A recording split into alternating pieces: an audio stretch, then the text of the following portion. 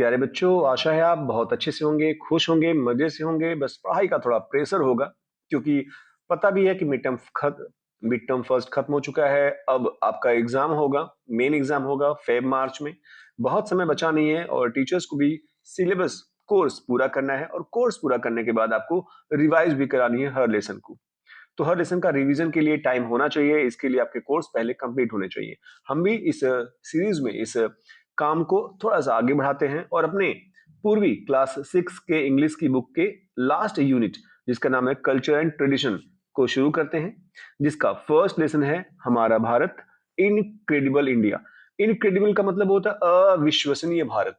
इतनी विविधताएं हैं भारत में, इतनी खूबसूरती है भारत में कि अविश्वसनीय है। आप देखोगे तो आपको विश्वास नहीं होगा कि हम इंडिया में हैं, स्वर्ग में हैं। बहुत सी खूबसूरत चीजें हमारे यहाँ पाई जाती हैं। अगर आप कभी टूर पर गए हो, बहुत सारी चीजों को देखे हो, तो आपको अंदाजा भी होगा बहुत खूबसूरती है हमारे भारत में। तो आज न केवल इसके क्वेश्चन आंसर को हम कंप्लीट करेंगे, बल्कि साथ में जो भी आप पार्ट 1 पार्ट 2 में 2 पार्ट में डिवाइड है ये स्टोरी हमारे भारत के बारे में, हमारे भारत के विविधताओं के बारे में, डाइवर्सिटी के बारे में, वो आप यहाँ कंफर्म करोगे। कहानी आपको इमेज के माध्यम से समझाई जाएगी ताकि आपको बहुत अच्छे से समझ में आ जाए, और क्वेश्चन भी आपको हिंदी और इंग्लिश दोनों में समझाया जाएगा। समझाने हिंदी का मतलब ये है कि इंग्लिश मीडियम वाले बच्चे इंग्लिश में स्टोरी या क्वेश्चन आंसर समझ जाएंगे, उन्हें लिखने में भी बहुत परेशानी नहीं होगी। पर हमारे हिंदी मीडियम के बच्चे जो होते हैं, उन्हें इंग्लिश के क्वेश्चन पता है, उन्हें उन्हें सब कुछ पता है, कहानी वगैरह सब पता है, पर उन्हें समझ में कभी कभी क्वेश्चन नहीं आता, इसलिए वो नहीं लिख पाते सही से उसका आंसर। तो इसलिए हिंदी में बताने का ये फायदा है उन बच्चों के लिए, हिंदी मीडियम वालों के लिए। अगर वो क्वेश्चन समझ गए तो आंसर को वो ट्रांसलेट कर लेंगे, अगर थोड़ा सा भी मेहनत करके वो टेंस वगैरह पढ़ लेते हैं तो।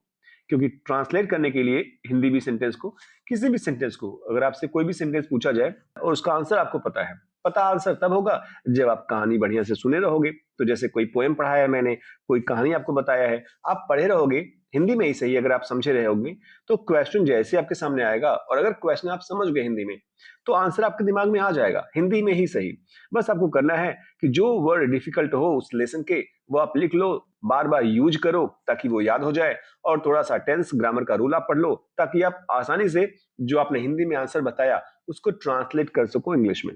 क्योंकि आगे की क्लास जब आप देखेंगे ना, 9th 10th 11th 12th या 7th 8th ही सही, थोड़े से ब्रॉड होते जाएंगे आपके सिलेबस, लेसन्स बड़ा होता जाएगा, कोर्स बड़े होते जाएंगे, बुक्स आपके पास ज्यादा हो जाएंगी। आपके पास जो साइंस के हैं सब्जेक्ट्स या जो मैथ्स के हैं वो थोड़े डिफिकल्ट लेवल के हो जाएंगे। तो हर सब्जेक्ट थोड़ा ब्रॉड हो जाएगा, कॉम्प्रिहेंसिव हो जाएगा, जिससे रटना आसान नहीं होगा। इसलिए अभी से रटना मत शुरू करिए, अभी से समझने की कोशिश करिए ताकि आप समझ करके आप आंसर दे सको। तो चलते हैं, शुरुआत करते हैं। पहले चलेंगे हम इस कहानी को हिंदी में समझने इमेज के माध्यम से, और फिर हम चलेंगे 132 पेज नंबर में डिस्कस करने बाकी के क्वेश्चंस को हिंदी और इंग्लिश में। शुरू करते हैं स्टोरी को, ध्यान से देखिएगा। कोई परेशानी होगी कमेंट बॉक्स में कमेंट जरूर कीजिएगा। One India, great India. मैंने हमेशा सुना है कि यह जमीन बहादुर दिलों और ब्रिलियंट माइंड्स का घर है। पुराने जमाने से ही ट्रैवलर्स यहाँ के कलर्स, कहानियों और लोगों की काइंडनेस के लिए आते रहे हैं। आज मैं इस कहानी में एंटर कर रही हूँ आपके साथ। एक ब्राइट स्कूल हॉल इमेजिन करो। हमारी टीचर मुस्कुराती है। तो बच्चों, पूरे देश से दोस्तों से मिलने के लिए रेडी हो? हम यहाँ किस लिए हैं? साथ में हम जवाब देते हैं, वन इंडिया, ग्रेट इंडिया। हाथ ऊपर उठते हैं। रेणु खड़ी होती है और कहती है, ये प्रोग्राम हमें याद दिलाता है कि हम सब एक देश के हैं। हमारी यूनिटी इन डाइवर्सिटी इंडिया को सच में अमेजिंग बनाती है। हॉल तालियों से गूंज उठता है। मैं सबसे जोर से ताली बजा रही हूँ। देखो, बाला पॉइंट करती है। वीडियो स्टार्ट हो गया। बड़ी स्क्रीन पर हर कोने से मुस्कुराते चेहरे दिखाई देते हैं, अपनी आर्ट, अपना दिल शेयर करने के लिए रेडी। नमस्ते, मैं आकांक्षा उत्तराखंड से हूँ। लाल गेरू के फर्श दीवारों पर चावल के पेस्ट से बनी वाइट डिजाइन्स, ये डिजाइन्स ग्रेसफुल, कल्चरल और खूबसूरती से मैथमेटिकल हैं। गुड मॉर्निंग, मैं प्रिय रंजन ओडिशा से हूँ। ढोकरा 4000 साल पुरानी क्राफ्ट। मिट्टी से शेप बनाओ, मोम से कोट करो, डिजाइन उकेरो, मिट्टी लगाओ, फिर आग में डालो। मोम पिघल जाता है, पीतल अंदर बहता है, मोल्ड टूट जाता है और एक मेटल स्कल्पचर बन जाता है। जादू पेशेंस से बना। सुप्रभातम, मैं चित्रा केरल से हूँ। कोकोनट शेल क्राफ्ट, साफ करो, स्मूथ करो, शेप दो, बेस लगाओ, पॉलिश करो। बाउल्स, ज्वेलरी, डेकोर, नेचुरल और बायोडिग्रेडेबल। ब्यूटी जो अर्थ से प्यार करती है। शुभोदयम, मैं बाला मुरली आंध्र प्रदेश से हूं। कोंडापल्ली टॉयज, सॉफ्ट पहाड़ी लकड़ी पार्ट्स, उकेरे हुए इमली के बीज और लकड़ी के बुरादे, मक्कू ग्लू डिजाइन बनाए जाते हैं और नायल्स, वेजिटेबल्स, इनेमल से कलर्स लगाए जाते हैं। लोक कथाएं, जानवर, बैलगाड़ियां, गांव की लाइफ खुशी में उकेरी हुई। वीडियो एंड होता है और हॉल तालियों से गूंज उठता है। मैं इसे महसूस करती हूँ। नदियाँ, झीलें, पहाड़, जंगल, छोटे बड़े क्रिएचर्स, हर एक पीस इंडिया को रिच और प्राउड बनाता है। और सिटीजन्स के तौर पर ये हमारा फर्ज है कि हम हार्ड वर्क करें और इसे और ऊंचा उठाएं। कई कल्चर्स, एक आत्मा, वन इंडिया, ग्रेट इंडिया। जय हिंद। अब शुरू करते हैं हम अपने क्वेश्चन आंसर को। Let's discuss page number 132। एक बार अगर आपके पास बुक होगा, आप बुक निकाल करके बैठिएगा। ये फर्स्ट लेसन है यूनिट 5 का।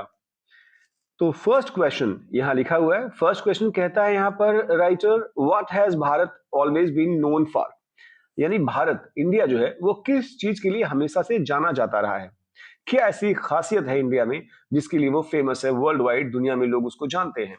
आंसर है Bharat has always been known. World wide का मतलब होता है पूरी दुनिया में, पूरी धरती पर, as a land of wise and heroic individuals. Wise मतलब होता है बुद्धिमान लोग, हीरोइक का मतलब होता है बहादुर लोग। तो हमारा भारत जो है ना वो समझदार और बहादुर लोगों की धरती के रूप में जाना जाता है, विश्व में प्रसिद्ध है इसीलिए क्योंकि हमारे यहाँ बहुत समझदार लोग होते हैं और बहुत ही बहादुर होते हैं। क्वेश्चन नंबर सेकंड है आपका, what is attractive about Bharat. Bharat में क्या ऐसा है जो आपको आकर्षित करता है, जो आपको अट्रैक्ट करता है, आपको अच्छा लगता है। आंसर है it's rich and diverse culture.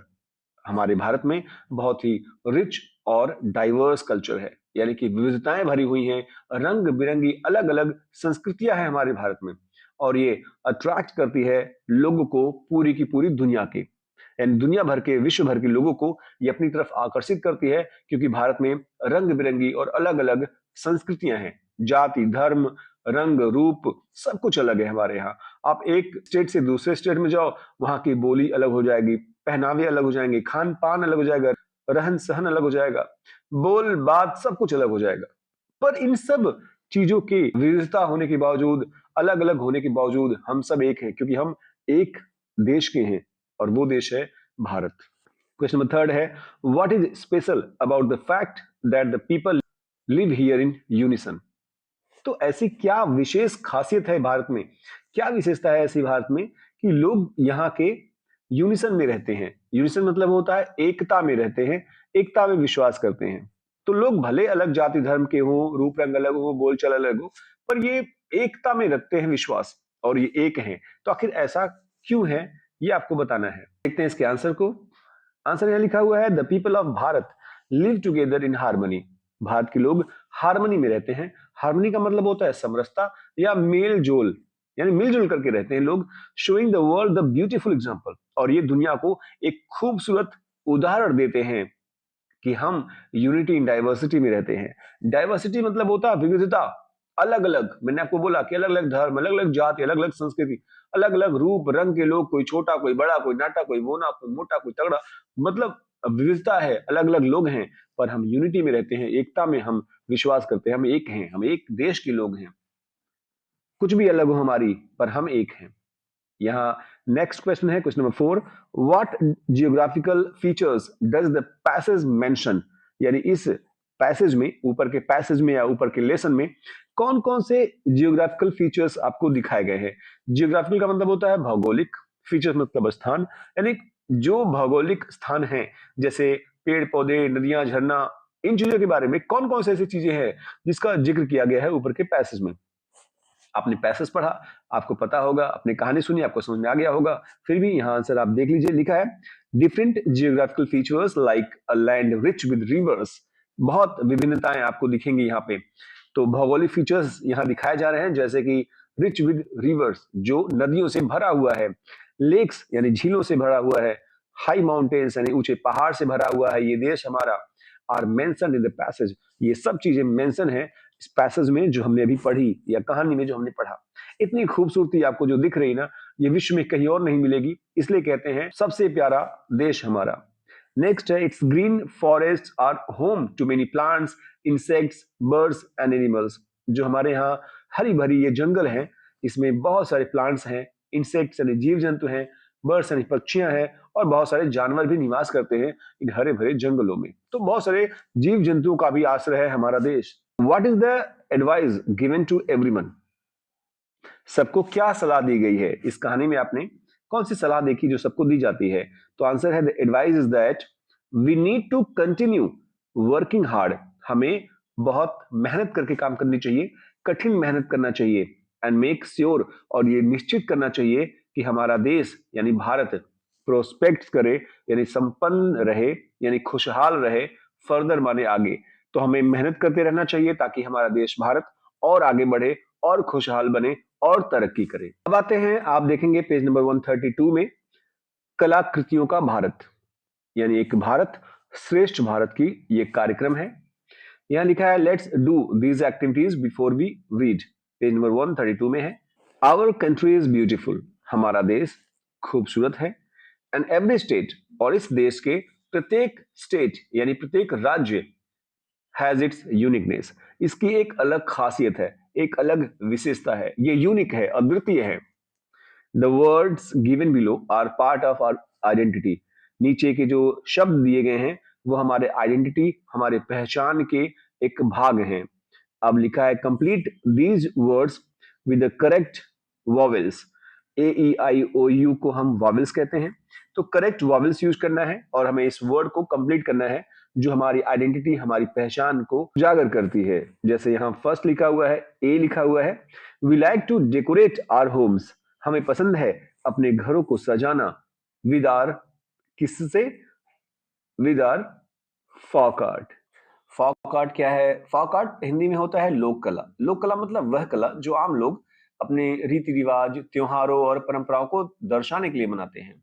यानी आपको पता होगा कि किसी विशेष क्षेत्र या समुदाय या संस्कृति की परंपराओं, विश्वासों और जीवन शैली को दर्शाने का काम होता है। जैसे त्योहारों में देखा होगा आपने, अपने यहाँ दिवाली हो, होली हो, कोई त्योहार हो, तो घरों को सजाते हैं, या गोबर से भी सजाते हैं, या डिजाइन बनाते हैं, रंगोली बनाते हैं, घर में बनाते हैं कुछ, या किसी रंग से ही घरों को सजाते हैं। शादी होती है, शादियों में भी कुछ बनाया जाता है, कुछ मार्क बनाए जाते हैं। जिस भी धर्म से हो आप, उस धर्म में कभी न कभी आपने ऐसे रंगों का यूज किया होगा या ऐसे किसी चीज का यूज किया होगा।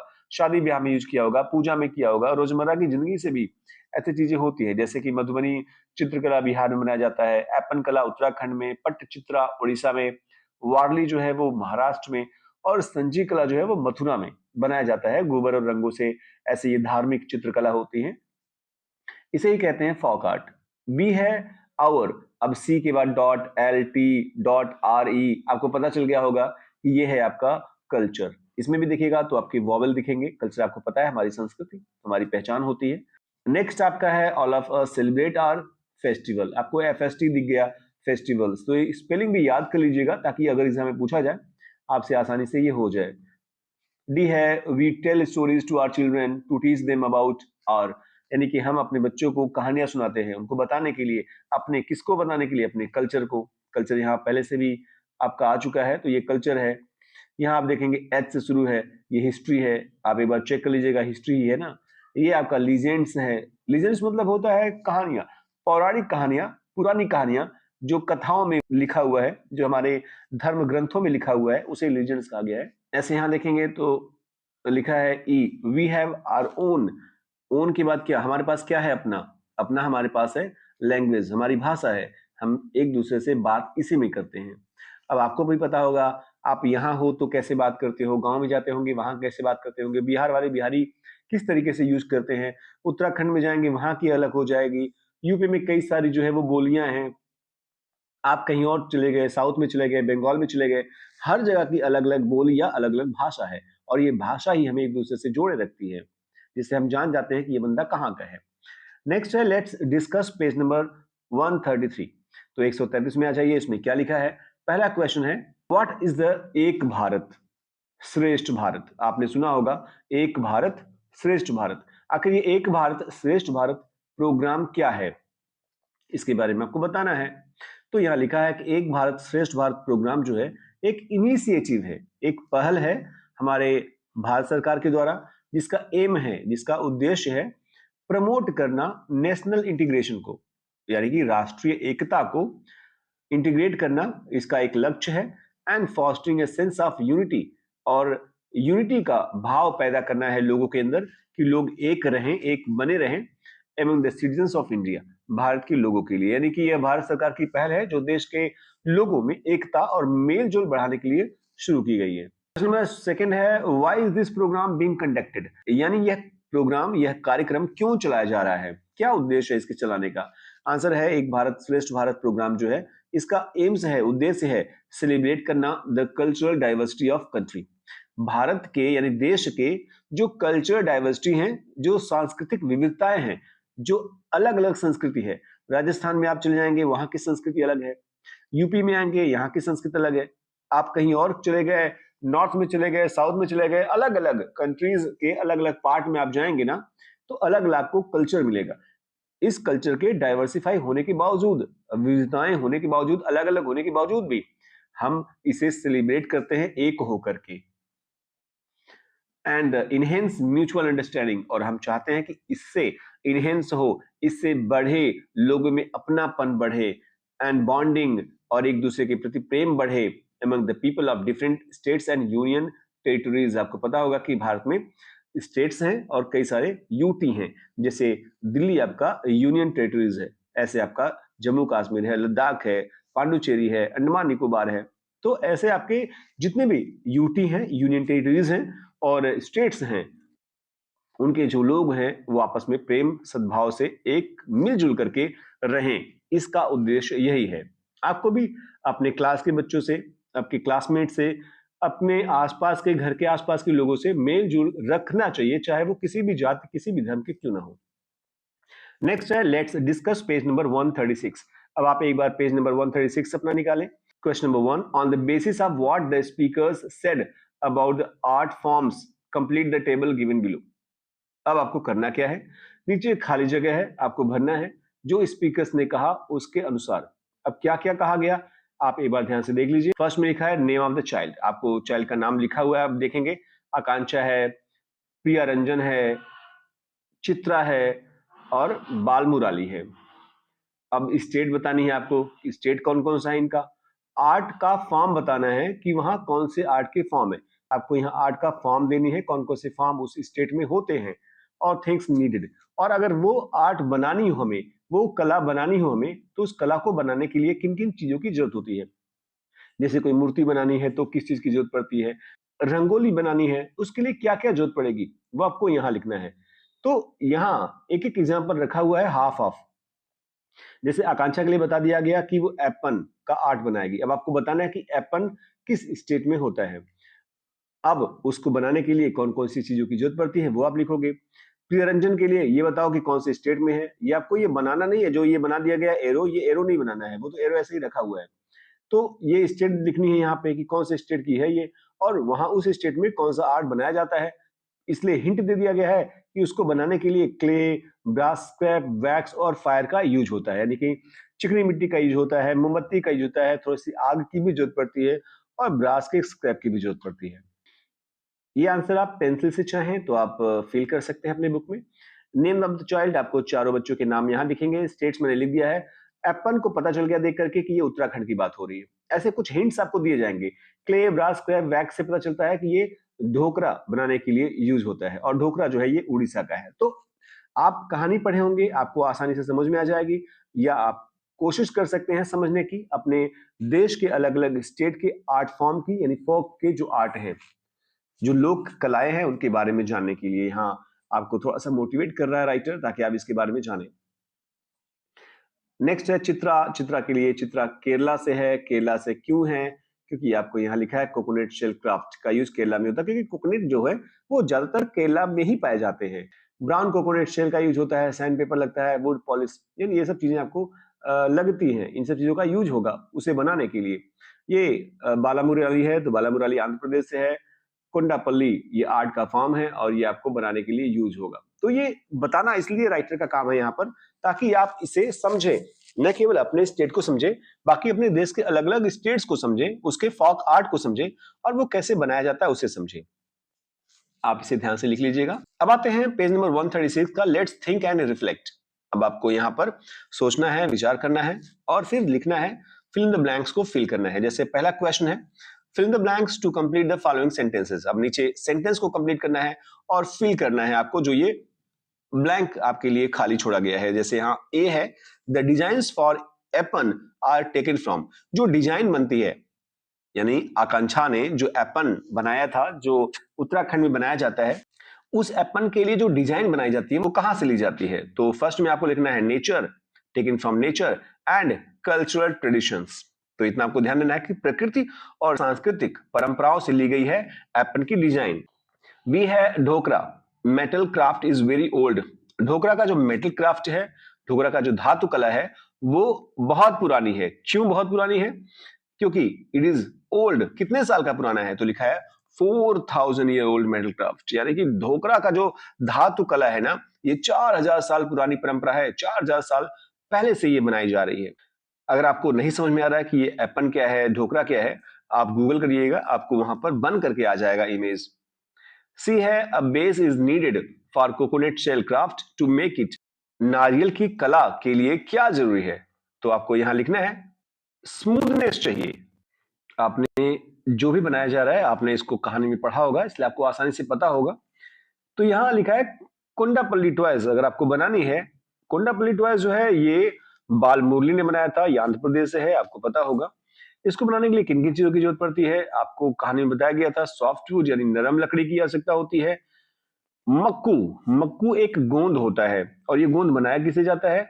ये एक पेस्ट होता है टैमरिंड सीड पाउडर का, यानी कि इमली के बीज से ये बनता है। तो मक्कू की जरूरत पड़ती है। सॉडस्ट की जरूरत पड़ती है। सॉडस्ट एक बुरादा होता है, इससे यानी इन चीजों से और कलर्स इसमें लगते हैं, इसकी सहायता से कोंडापल्ली के खिलौने बन जाते हैं। Why does Akanksha's family make Aipan? अब आकांक्षा के परिवार जो उत्तराखंड में रहता है वो एपन क्यों बनाता है? आंसर लिखा है कि आकांक्षा का परिवार वो एपन इसलिए बनाता है क्योंकि this is their folk art, क्योंकि ये उनकी लोक कला है। ये उनके माँ बाप बनाते आ रहे हैं, ये पूर्वज उनके बनाते आ रहे हैं। And they draw on family functions and festivals. और ये वे जब फैमिली फंक्शंस होता है, परिवार का कोई फंक्शन होता है या कोई फेस्टिवल त्योहार मनाया जा रहा है, तो वो लोग बनाते हैं। तो ऐसे आपके यहाँ भी कुछ त्योहार होते होंगे जिन त्योहार में आपके घरों में कुछ न कुछ बनाया जाता होगा। क्वेश्चन नंबर 3 है in Dhokra why does wax come out of the small openings. Small openings का मतलब होता है छोटे छोटे छिद्र जो बनाए हुए होते हैं, उसमें से वैक्स बाहर कैसे निकल जाता है। वैक्स का मतलब होता है मोम, यहाँ मोम का मतलब है मधु का मोम। तो जो ये मधु के मोम होते हैं वो बाहर कैसे आ जाते हैं छोटे छोटे छिद्रों से ढोकरा में। यहाँ आपको मैं थोड़ा सा इसके बारे में बता दूं। ढोकरा जो है ये भारत की एक पारंपरिक धातु शिल्प कला है, लगभग 4000 साल पुरानी है। सबसे पहले ये होता है कि जो कलाकार होता है, जो आर्टिस्ट होता है, वो मिट्टी से एक मोटा ढांचा बनाता है। इस ढांचे पर मधुमक्खी के मोम की एक परत चढ़ा देता है और उस पर बारीक डिजाइन बनाना शुरू कर देता है। फिर इस मोम वाली आकृति को फिर से मिट्टी से ढक देता है, जिसे एक साँचा या माउल्ड बनता है। जब इस सांचे को आग में तपाया जाता है तो मोम पिघल करके बाहर निकल जाता है। अब खाली जगह में पिघली हुई पीतल या कांसे की धातु डाली जाती है जो मोम की जगह ले लेती है। और जब सांचा यानी वो माउल्ड ठंडा होता है तो उसे तोड़ करके धातु की जो बनी हुई खूबसूरत सुंदर सी मूर्ति होती है या वस्तु होती है वो बाहर निकल जाती है। इस तरीके से खूबसूरत मूर्ति बन करके बाहर आती है उस वैक्स से। तो यहाँ पर जैसे कि आंसर लिखा हुआ है कि ये जो लोग होते हैं ना, उस फिगर को, उस मूर्ति को ढक देते हैं एक मिट्टी से बना करके, फिर इसको आग में रख देते हैं तपाने के लिए, उसको पकाने के लिए। अब जब आग में डालते हैं तो जो वैक्स की परत चढ़ी हुई है, जो मोम की परत चढ़ी हुई है, वो मेल्ट हो जाती है, पिघल जाती है और छोटे छोटे जो छिद्र बनाए गए होते हैं उनमें से वो बाहर निकल आती है वो वैक्स, वो मोम। अब जो जगह मोम ने भरा था अब वो तो बाहर आ गई है, उसमें हो गया है स्पेस, जगह बच चुका है मोम का। तो उस मोम को जो पिघल चुका है उसके जगह पर क्या डालते हैं ये लोग? लिखा इन्होंने next. Next brass scrap is melted. अब ब्रास के स्क्रैप को यानी कि पीतल के टुकड़ों को पिघला दिया जाता है, एंड पोर्ड और उड़ेल दिया जाता है उसे उस जगह पर, स्पेस मतलब जगह, जिस जगह पर पहले वैक्स हुआ करता था, उस जगह पर ब्रास के स्क्रैप को, जो पिघला हुआ है यानी कि पीतल की जो धातु जो पिघली हुई है, उसको डाल देते हैं। इस तरीके से जो लिक्विड होता है उस मेटल का, वो उसी शेप का बन जाता है, उसी आकार का बन जाता है जिस आकार का पहले वैक्स होता था। नेक्स्ट है question number 4, what is common in the toys made in Balamurali's village या Balamurali village and coconut shell craft in Kerala? तो क्या समानता है जो बालमुरली के गांव में खिलौने बनते हैं और जो केरला में कोकोनट शेल के क्राफ्ट से बनते हैं? यानी कि केरला की नारियल कला में और बालमुरली के गांव के खिलौने में क्या समानता है वो आपको बतानी है। आंसर है these both are biodegradable craft. Biodegradable का मतलब होता है प्राकृतिक रूप से गलने वाली चीज। जैसे पॉलिथीन है, ये प्राकृतिक रूप से नहीं गलती, और इसे अगर गलना भी हो तो ये साल नहीं, सैकड़ों साल नहीं, लाखों करोड़ों साल लेती है। इसलिए लोग कहते हैं, गवर्नमेंट कहती है कि आपको पॉलिथीन का यूज नहीं करना चाहिए और उसे यहां वहां नहीं फेंकना चाहिए। डस्टबिन में भी फेंकने से कुछ होगा नहीं, क्योंकि वो खत्म तो होगा ही नहीं किसी भी हाल में। इसलिए आप यूज ही नहीं करोगे तो कोई मतलब नहीं है उसको डिस्पोज करने का। तो एक कॉमन जो बताया जा रहा है दोनों में, वो ये कि दोनों जो है वो प्राकृतिक रूप से गल जाएंगे। आप उसको प्रकृति में छोड़ देंगे कुछ समय के लिए, वो गल जाएंगे, वो बहुत नुकसान नहीं करेंगे प्रकृति को। आल्सो, और दूसरी जो समानता है वो ये कि they are cultural art forms. ये सांस्कृतिक कला के अलग अलग रूप हैं ऑफ देयर रिस्पेक्टिव स्टेट, इनके अपने अपने राज्य की। तो अपने अपने राज्य की सांस्कृतिक पहचान है। तो दोनों, ये केरला की पहचान था और ये बालमुरली के गांव की। बालमुरली का गांव आपको पता ही होगा। लेट्स लर्न पेज नंबर 137 में क्वेश्चन नंबर 1 है। अब हम ग्रामर की तरफ बढ़ रहे हैं, थोड़ा सा ग्रामर सीखते हैं। प्रियरंजन, चित्रा, बालमुरली, इनका नाम आपने पहले से ही पढ़ लिया है, कहानी में भी आपने सुना होगा। ये लोग अपने यहाँ आर्ट वर्क्स जो बनाए जा रहे हैं, प्रियरंजन ने क्या बनाया, चित्रा ने क्या बनाया या क्या दिखाया अपने स्टेट के बारे में, या बालमुरली ने क्या दिखाया, लिखा है share how art works of the states are made, कि कैसे बनते हैं ये कलाएं जो बनाई जा रही हैं, जो मूर्तियां बनाई जा रही है धातु की, या जो पेंटिंग बनाई जा रही है, ये कैसे बनते हैं इसके बारे में बताया है इस कहानी में। दे मतलब ये तीनों लोग जो है ये यूज करते हैं सम वर्ड्स, ये कुछ शब्दों को यूज करते हैं बताने के लिए कि हम इस तरीके से, इस क्रम में, इस ऑर्डर में हम अपने सामान को, अपने वस्तुओं को बनाते हैं। अब आपको क्या करना है, ये शब्द जो है ये यहाँ बॉक्स में लिखा हुआ है, इन्हीं शब्दों का इस्तेमाल करके आपको एक पैराग्राफ बनाना है जो थोड़ा सा बना हुआ है और थोड़ा सा आपको बनाना है। पर याद ये रखना है कि इन शब्दों में से किसी एक वर्ड का, इसी एक शब्द का इस्तेमाल आप एक में करेंगे, दोबारा उस वर्ड का इस्तेमाल आप नहीं करेंगे। जैसे यहाँ how I get ready for school, मैं कैसे रेडी होता हूँ स्कूल जब जाना होता है मुझे। जैसे फर्स्ट है I get up and go to take a shower, तो मैं एक शावर या शावर लेता हूँ जब मैं उठता हूँ। तो हालांकि आप जब उठते होंगे तो पहले नहाने नहीं जाते होंगे, उसके पहले भी कुछ और काम करते होंगे, पर यहाँ जो बच्चा है वो तैयार हो रहा है तो सीधे सीधे वो नहाने जाता है। तो आपको यहाँ क्या यूज करना है वो आपको ऊपर वाले शब्दों में से, जो बॉक्स में है उनमें से एक रखना है। फिर ये बच्चा क्या करता है, फिर ये कहता है कि I wear my school dress, फिर मैं अपने स्कूल का ड्रेस पहनता हूँ, फिर मैं खाना खाता हूँ, फिर मैं शूज पहनता हूँ, और लास्ट में मैं अपने बैग उठाता हूँ और घर से बाहर चला जाता हूँ स्कूल जाने के लिए। ये वो आपके एडवर्ब्स हैं जो बॉक्स में से हमने छाटे यहाँ पे। तो सबसे पहले आप लिखोगे फर्स्ट, तो पहले मैं उठता हूँ और नहाने जाता हूँ, देन उसके बाद ये बंदा ड्रेस पहनने जाता है, आफ्टर दैट उसके बाद खाना खाने जाता हूँ, नेक्स्ट उसके बाद मैं शूज पहनता हूँ, एट लास्ट और अंत में ये बैग उठाता है और चला जाता है। तो इस तरीके से आप जो वर्ड है वो वहां फिल कर दीजिएगा। सेकंड क्वेश्चन ध्यान से देखिएगा, the children from different states, आपने ऊपर देखा कि अलग अलग स्टेट्स के, डिफरेंट स्टेट के जो बच्चे हैं, each speak about one art, हर बच्चा अपने एक आर्ट के बारे में, एक कला के बारे में बता रहा है, कला के फॉर्म के बारे में, कला के रूप के बारे में, फ्रॉम देयर स्टेट, अपने अपने स्टेट से, जिस स्टेट से है वो उस स्टेट की एक कला के बारे में बताता है। व्हेन दे स्पीक, जब ये बात कर रहे होते हैं तो ये फर्स्ट फॉर्म यूज करते हैं वर्ब की। आप अगर देखें अपने बुक में तो जब बच्चे बात कर रहे हैं तो फर्स्ट फॉर्म यूज करते हैं। फर्स्ट फॉर्म क्या होता है, जैसे गो होता है, गो का सेकंड फॉर्म वेंट होता है और थर्ड फॉर्म गॉन होता है। तो ये ग्रामर है, थोड़ा सा ग्रामर समझ जाइए। गो वेंट गॉन आपने सुना होगा, ऐसे रन रैन रन होता है, ऐसे कम केम कम होता है, ऐसे ईट एट ईटन होता है। तो first second third form, fourth form भी होता है, आईएनजी वाले फॉर्म को फोर्थ फॉर्म कहते हैं। एस या ईएस जिसमें जुड़ता है वो फिफ्थ फॉर्म कहलाता है। जैसे गो में ईएस जोड़ देते हैं तो ये गोज हो जाता है, लेकिन रन में एस जोड़ते हैं तब रन्स होता है। इसमें ईएस नहीं जोड़ते हैं, क्यों नहीं जोड़ते, इसके अलग 9 रूल्स बताए गए हैं। तो लिखा है कि it shows something that happens regularly.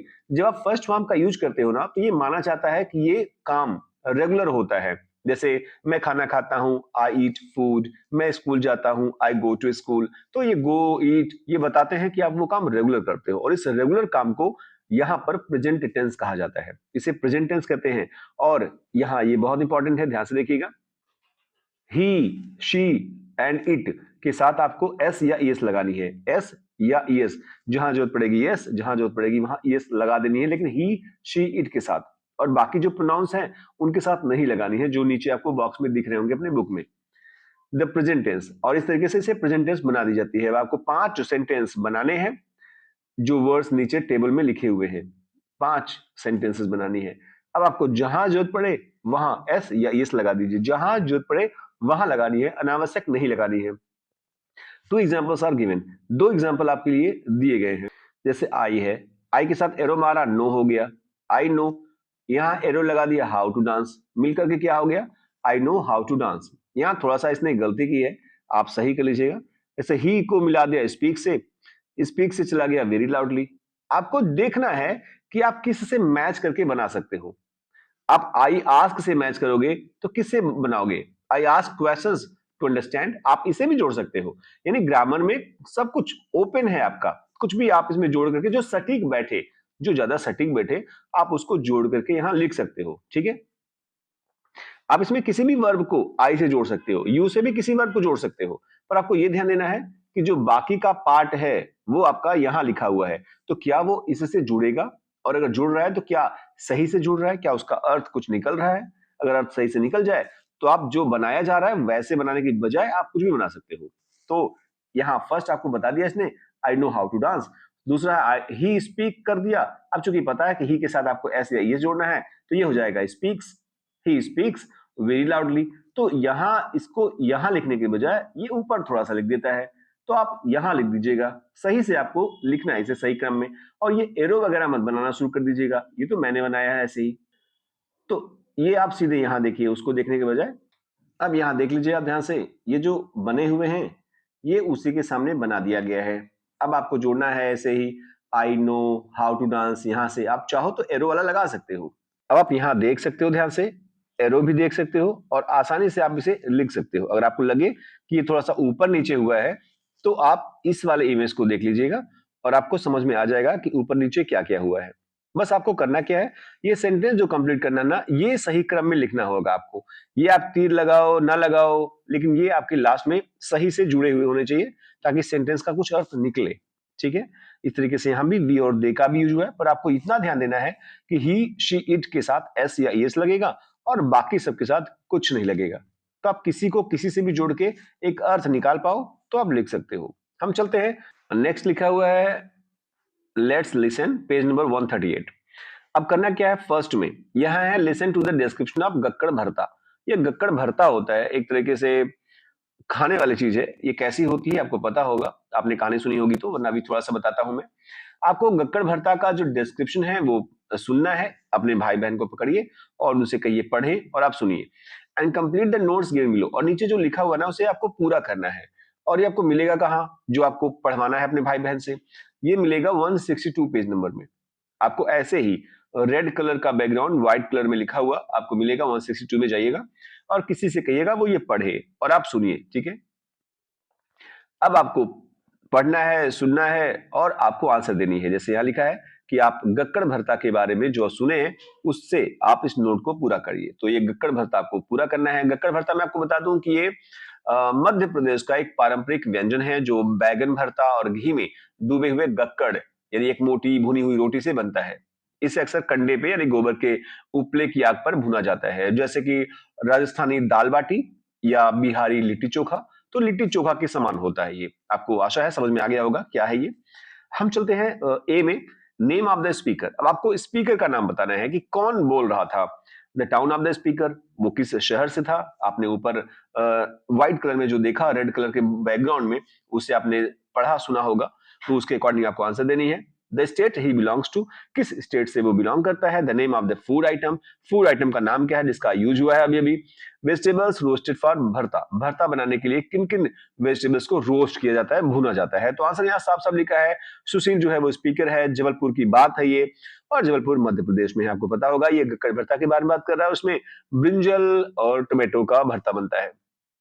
आपको बताया गया कि ये बैगन और टमाटर से बनता है, आपको आसानी से समझ में आ गया वाला पार्ट है। Now listen to the description again, अब आपको दोबारा सुनना है, दोबारा किसी से सुनवाइए, दोबारा किसी से बोलवाइए और आप सुनिए। And complete the flow chart on how to make gakkad bharta. अब आप बताइए कि कैसे गक्कड़ भरता बनता है। अब आपको करना क्या है, स्पेशली यहाँ लिखा है गक्कड़ कैसे बनता है, यहाँ लिखा है भरता कैसे बनता है, और यहाँ लिखा है उसको सर्व कैसे करते हैं, यानी उसको परोसते कैसे हैं। तो यहां लिखा है कि गक्कड़ को बनाने के लिए क्या जरूरत पड़ती है, make balls of dot dot dough. Dough का मतलब होता है गूथा हुआ आटा। अब किसका बॉल बनाना है, किसको गोल बनाना है, और हाई हीट पर रख करके क्या करना है, उसका भरता कैसे बनाना है, ब्रिंजल का, टोमेटोज यानी कि बैगन, भाटा, टमाटर, इनको क्या करना होता है कि कैसे वो बनता है।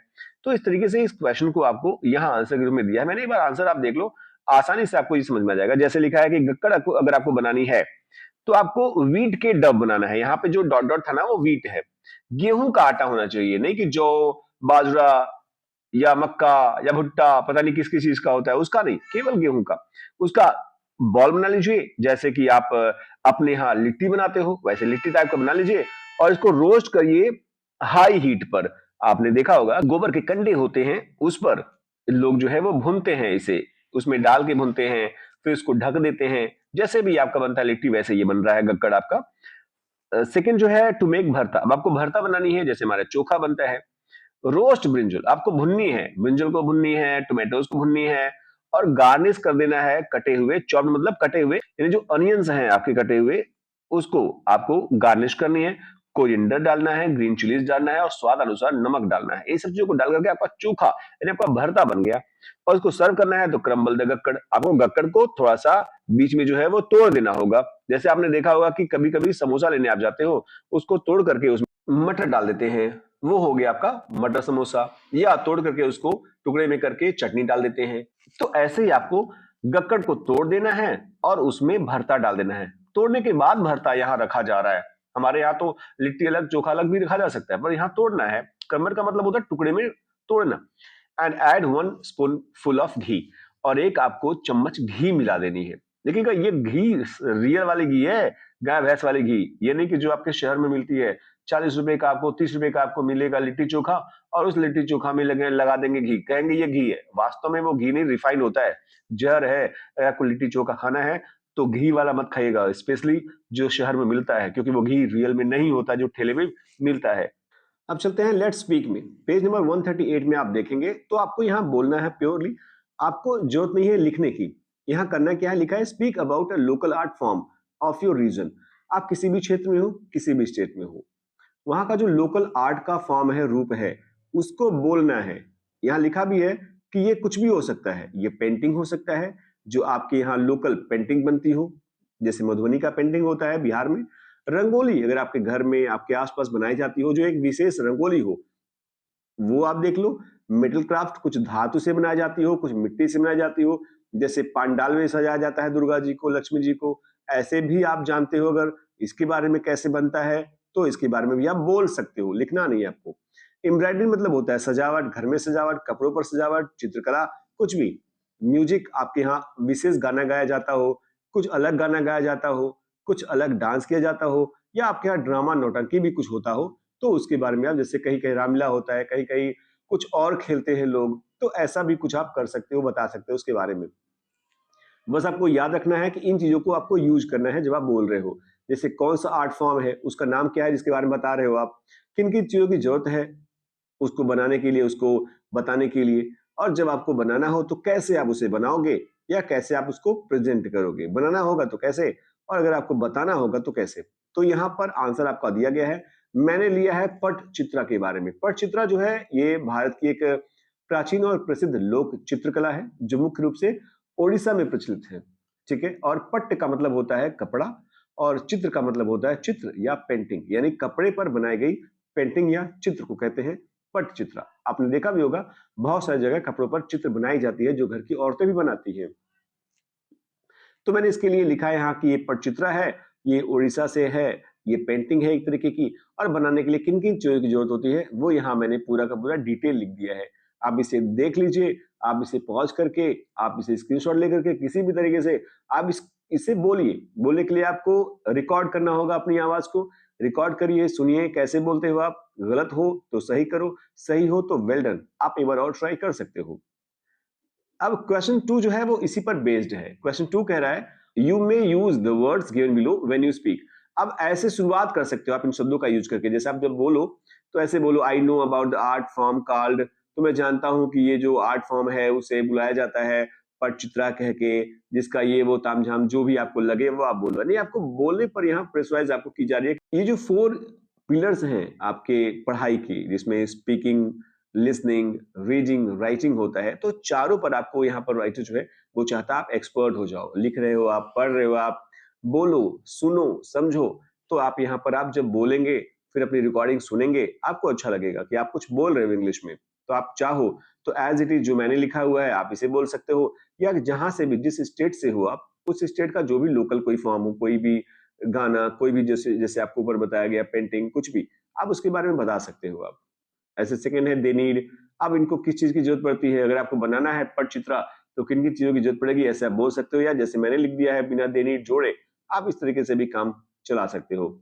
या इन एडवर्ब्स का यूज कर सकते हो लास्ट में, जो आपने भी बॉक्स में देखा था ऊपर। इन एडवर्ब्स का यूज कर सकते हो कि अगर आपको इसे बनाना है तो पहले ये करेंगे, उसके बाद ये करेंगे, फिर ये करेंगे, फिर ये करेंगे और आखिर में ये करेंगे। तो पटचित्रा को बनाना है तो किस तरीके से करेंगे ये आपको यहाँ लिखना है। अब हम आते हैं लेट्स राइट में, यानी 139 ये पेज है। अब आपको लिखना है you heard children from different states speak about the art. अभी आपने ऊपर भी यही देखा था कि जो बच्चे हैं वो अलग अलग स्टेट के हैं और वो लोग अपने आर्ट के बारे में बताते हैं। अब आपको डिस्कस करना है पेयर्स में, यानी कि 2 बच्चे मिल करके डिस्कस करिए विच art form you like the most, कि कौन सा आर्ट फॉर्म, किस स्टेट के आर्ट फॉर्म को आपको ज्यादा पसंद आया वो आर्ट फॉर्म, उसके बारे में आपको डिस्कस करनी है। Now right a paragraph. अब आपको पैराग्राफ लिखना है जिसमें 5 सेंटेंस हो और आप रीजन दीजिए कि क्यों आपको पसंद है।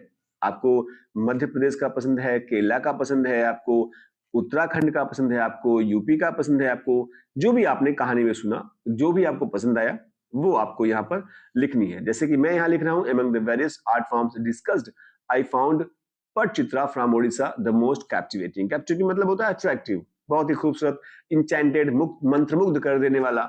तो मैंने इससे लिखा है आपको जो पसंद आया हो वो आप उसके बारे में लिख सकते हो। मैंने यहाँ लिख दिया उसके बारे में, आप इसे देख लीजिए, कोशिश करिए समझने की। आपकी 5 सेंटेंसेस से ज्यादा ही है ये। आप चाहें तो अपने तरीके से कुछ भी और लिख सकते हो जो आपको अच्छा लगा हो। अब हम चलते हैं 139 में, लेट्स एक्सप्लोर। क्वेश्चन नंबर 1 है Madhubani painting is a traditional art form from Bihar.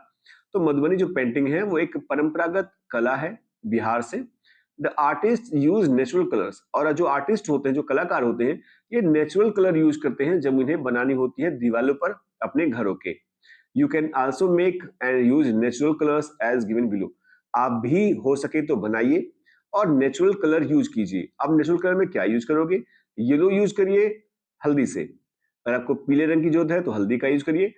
अगर आपको हरा चाहिए तो पत्तों को पीस करके करिए, मतलब अच्छी खासी मेहनत करवाई जा रही है आपसे। रेड चाहिए आपको तो रेड फ्लावर को तोड़िए, गेरू को, सिंदूर को, इनमें से किसी भी चीज का यूज करिए और उसे रेड बनाइए। ऑरेंज अगर आपको कलर चाहिए तो फ्लावर्स से लीजिए।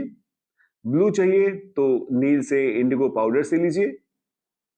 Given below is a Madhubani painting. नीचे एक मधुबनी पेंटिंग बना हुआ है शानदार।